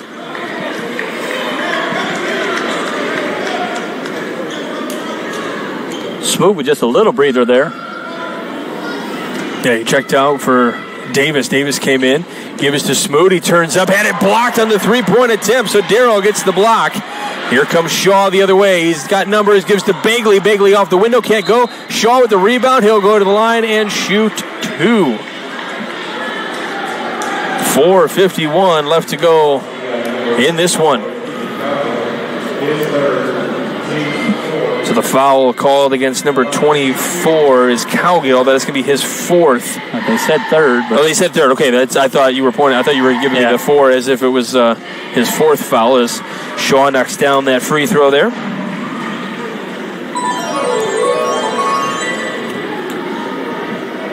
Shaw is now 4 of 5 from the line tonight. I'm just going to stop talking about their numbers there. 4 of 6 from the free throw line. Still not bad. Darrell picks this one up. It's a little bit of a bump from behind. Gets around. Gets his own collection there as he lost the ball. Bagley there to clean it up and put it back home. Well, if you can't try one way, try it a different way and see if it works. Long pass ahead for Murphy, and that goes over the head of everybody. Incoming. I think that cheerleader in the second row caught one. Yeah, Michigan City trying to push it up. It's a good idea. Just a little bit too far. Yeah, I know the score isn't looking good if you're a Michigan City fan. However, I'm not walking away here thinking that this is going to be a 20-point game. I feel like this is a team that's going to be, obviously we're only about halfway through the year, so there's still plenty of time for improvement. But I'm really impressed with a lot of things that this team does overall. I'm really impressed with Crown Point, obviously, and the points that they can put up. But for Michigan City, obviously the scoreboard is a little lopsided against them right now. And right now they have to foul. They got to stop the clock. They have to get the ball back. They have to take chances, which will lead to some easy baskets. But they're fighting every minute of the game here. That's what you want to see. But I like just the aggressiveness on defense. They are not afraid to be in your face. Yes, that leads to fouls from time to time. But the closeouts, the intercepting of lanes or cutting off lanes, it's very impressive. This one blocked away by Shaw. Yeah, Shaw came from the weak side to help, waited for the shot to go up. Smoot putting that one up.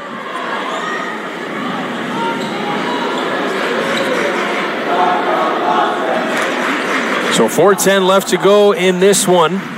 Still Wolves basketball. And we'll have a foul before the inbounds. The fouls are just continuing to rack up here in this second half.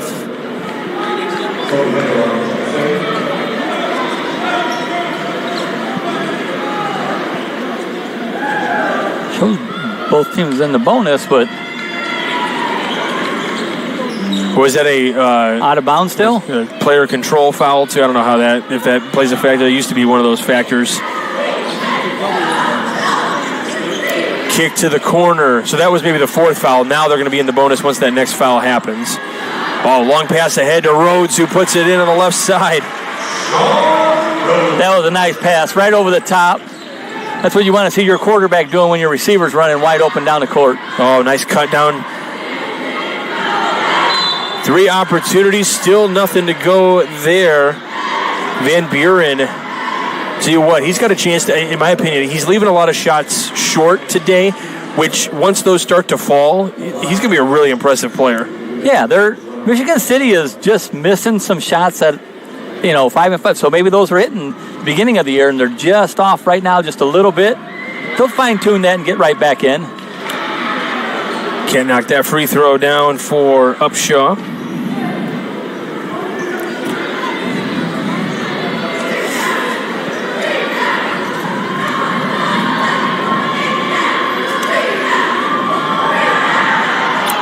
Free throw long. Shaw with the rebound. He is cutting hard down the floor, stopping at the three-point line. Peters kicks it out. Shaw, top of key, 3. Yes, sir. First triple of the night for Shaw. That's 9 points here in the second half alone, as that time Van Buren gets to the bucket. And we'll have a timeout taken. So Shaw, 9 points in this second half alone. So 13 points on the night altogether for Dikembe Shaw. So 3:13 here. We got a timeout on the floor. We'll keep it right here. Yeah, so Shaw hits that 3, comes back down, picks up the man dribbling, so he's not afraid to guard a small guy. He's not afraid to get in the lane for rebounds. He passes well. He can get a rebound and take it coast to coast. I don't know what more you can ask from a big man other than he can pass, he can shoot, he can dribble. Well, the fun thing for both these teams is a lot of these guys in these lineups are juniors. So a lot of these guys are going to be playing again next year as well in this matchup. All right, Mayor Pete Land and the Crown Point Police Department are proud to support Crown Point Bulldog Athletics and say, go Bulldogs! Crown Point remains dedicated to preserving history, celebrating everyday life, providing the best in-city services, and encouraging smart growth. The Crown Point Bulldogs hockey team returns to Bulldog Park Saturday, January 11th for a game against Zionsville. The puck drops at 8:30 p.m. For a complete schedule of games, visit cpbulldogs.net. And you are tuned in to the Region Sports Network tonight, presented by Plet Supplies Plus here in Crown Point. One last check-in here. Yeah, the official ready to inbounds the ball was ready to go, and then the official right in front of the Michigan City bench says, hold on, wait a minute, we got one more check-in. A little bit stronger of a press here, but Rhodes able to dissect it and get through it. Shaw here on the right wing. Off to Henderlong, now to Bagley on the right block, and they'll pass it back out to Peters. Still 3 minutes to go in this one. Peters nowhere to go inside the three-point arc, so he pulls it back out. Shaw, long, can't get that one to go. It was tipped, so they're going to say backcourt violation because Shaw is the one that touched it. It was not tipped. So the one misconception is that no matter what, if it's tipped or what, you have to have all three over across the line. That's both feet and the ball. So technically, like right now, if the official were to inbound it and they were to give it to McCray right now, he could technically get both of his feet over the line like he is right now. And if he were to dribble the ball on the other side, technically all three are not over, so that has not. So he can actually go back across the line. Right. You'll see a guy take a step over, I wouldn't risk step that, back. but yeah, I wouldn't risk that, but. Yeah, this was. Because you're also at the mercy of remember having the officials know for sure that he didn't establish all three. Right, and that could be a judgment call. I thought he was over with all three already. That's But I've seen guys take a step back, and fans go crazy. He went over the line. It's the 3-point. You have to have all three, both feet and the ball. So now you've established all three. So you cannot go in the backcourt unless the ball is tipped. So Murphy, top of the key, pulls up, rattles around, no good. Bagley with the rebound. Peters with Smoot all over him on his right side. Loses the ball. Ball goes out of bounds. It'll stay here with the Bulldogs. Yeah, he got almost all the way to the basket. Then the help defense came. Michigan City is very, very tough with the help defense.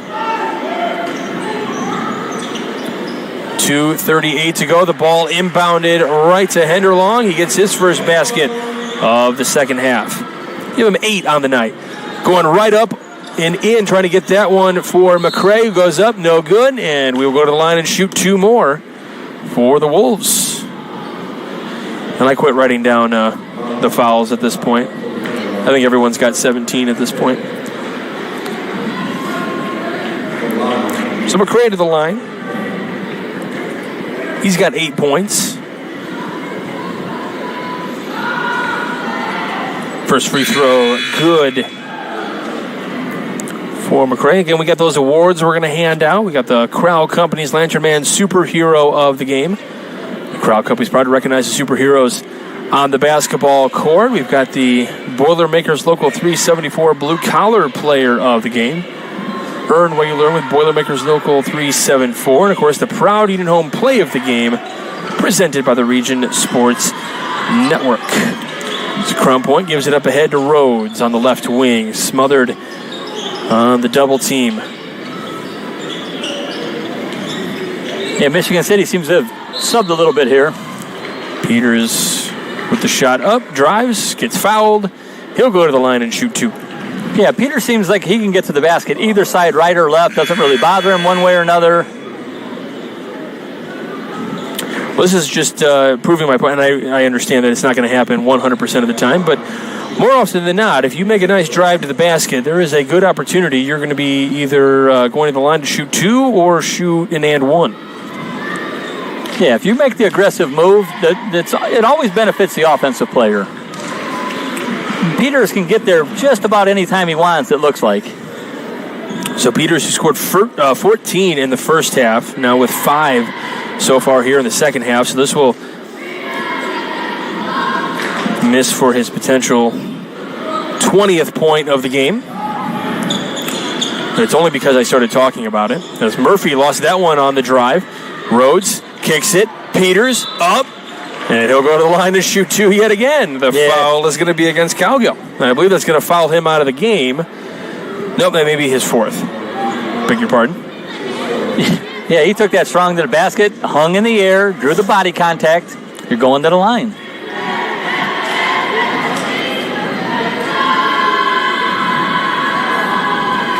Now give him 20 points. And it's not always necessarily because of body. It's being able, it's landing in that cylinder. That's kind of where, does he have the potential to land? Did you throw him off balance? There's kind of some judgment calls with it as well when you're looking at those things. Yeah, when you're going up, you put the ball up where the defender can see it, and then you pull it back. he's automatically going to reach for it, which all of the principle of verticality, as I used to call it, no longer exists because your hand comes forward and he brings the ball back down. Is that like one of Newton's laws of motions? Yeah. Principles of verticality, is that? This one dumped off. Really nice pass. He just couldn't control it. Could have got an easy layup. Stuart Jones in the game, he's still a little bit cold. It's just... Some people might have been asking for a backcourt violation there. He had all three established. It did not go over the line, so he's good to go. This one out of bounds, Michigan City ball. Yeah, Rhodes got that up, came back down with it right off his knee. It was a good hustle, though. That's what you like to see from your offensive player. Missed the easy bunny, stayed with it, just couldn't corral the rebound. Down to the final 90 seconds in this one. Long-range three for Stewart. He knocks it down. He's had a few of those attempts. That's the second one that's been successful today. Still putting on that full court press. There was what you talked about, the back court. Yeah, he had his feet on the line, so that's where it's not a back court, but it was very close. Yeah, 1 foot over, 1 foot back. Yeah, that's why it's not called. Rhodes with a really, really nice drive to the left. That was number 3, Caden Rhodes. Was that not? Yep, yeah. Caden Rhodes out there. Yeah, technically he had 1 foot over the line, 1 foot behind it. So yeah, passing that one back, which is kind of hard to see right there in the Crown Point logo. You can't see the red 10-second line. They have a hash there but the officials were right on it still. So we'll give them credit too. They work hard every game too.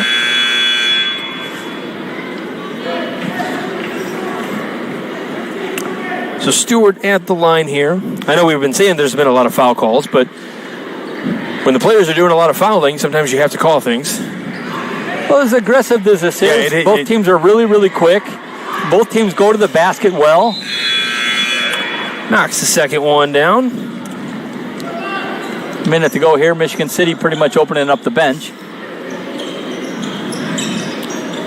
So Rhodes down the floor. We got a little hook and hold here, right in front of the official. Didn't disrupt anything, though. Rhodes with the left hand, rattles around and knocks it down. Hello, Caden Rhodes. Caden Rhodes right to the basket. He's going to take advantage of this with the travel. Had the pass, couldn't get it off. Drug his foot. Travel for Lemons as Jeremiah Jones comes in now. It'll be Upshaw to come off the floor. So Davion Davis out on the floor. Jeremiah Mojica.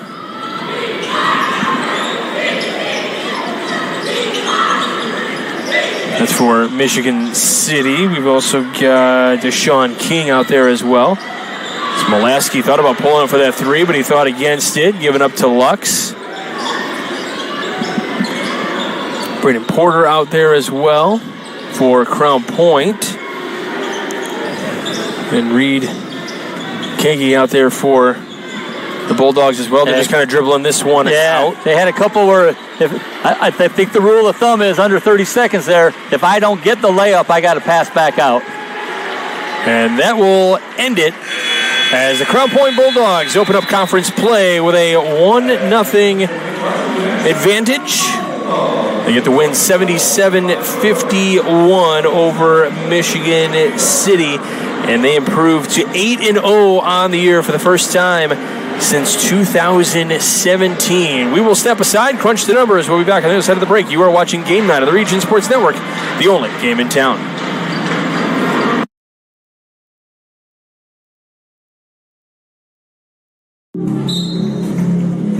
Some see a volleyball match. We see a student athlete learning how to be poised under pressure.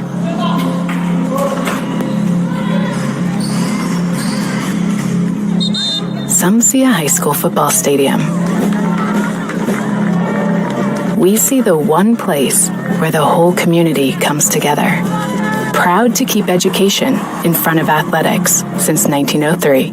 Blythe's Team Sports in Valparaiso is a leader in athletics apparel and equipment sales. With in-house production including screen printing, trophies, embroidery, and more, Blythe's can help you to create the perfect look. For more information, visit them online at teamblythes.com. Blythe's Team Sports in Valparaiso, where the athletes shop.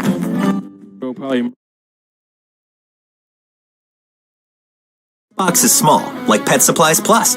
This one is large, like a big box store. In each, Stu has carefully hidden a toy. Question is, which dog will find it first?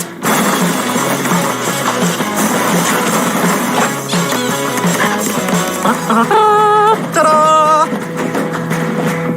Moose, no! You were so close.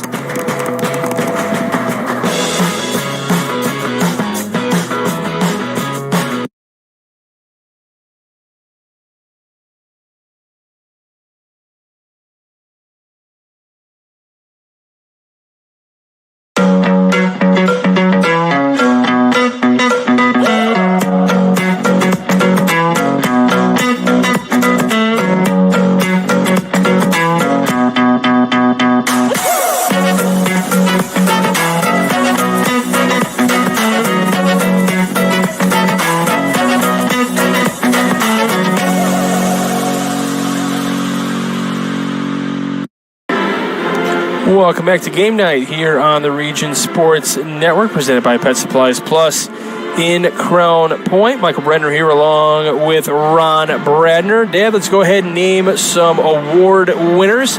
We've got the Crowd Company's Lantern Man Superhero of the game. The Crowd Companies are proud to recognize the superheroes on the basketball court, and they do have offices open 9 to 7 Monday through Friday and Saturdays till 2 in Highland, Maryville, and Michigan City.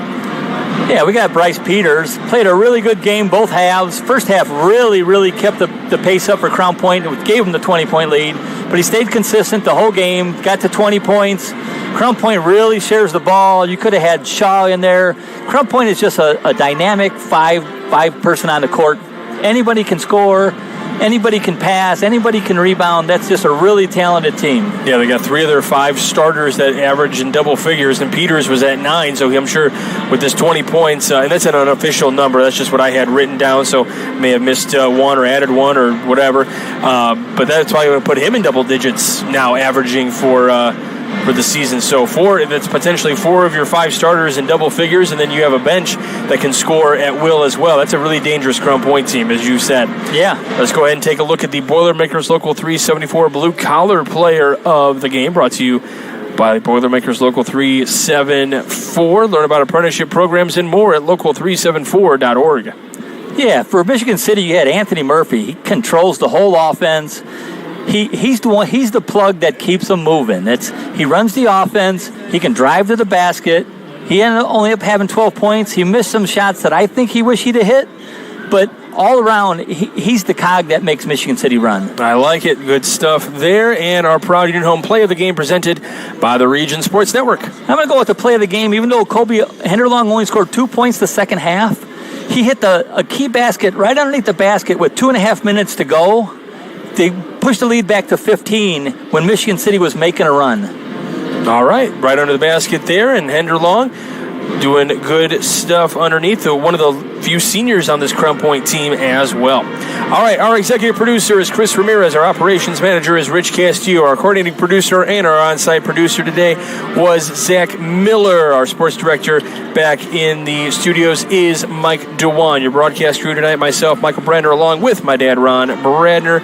Already mentioned Zach Miller, and then Clint Klaus doing a phenomenal job on camera as well as our intern, Martin Murillo Jr. Nice job, gentlemen. Always a pleasure working with all of you. And, of course, the coaches, Coach Upshaw and Coach Swan for Michigan City and Crown Point, respectively, helping getting us everything we need for the game today. And then, of course, the athletic directors, Sarah Krasinski, and then for Crown Point, Bill Derula as well. And, of course, you, the viewers on Facebook, YouTube, regionsports.com, and IHSAATV.org. We appreciate you guys all tuning in. Without you guys, we wouldn't be able to do what we do. So make sure you continue to stay tuned and join us. We got more basketball coming up, and I'm sure we got wrestling coming up here soon as well. I know another DAC action tomorrow, Chesterton and Maryville, so that should be a good one right here on the Region Sports Network. So thanks for tuning in. Hope you've enjoyed your holidays. Best wishes for a great 2025. You've been watching the Region Sports Network, the only game in town.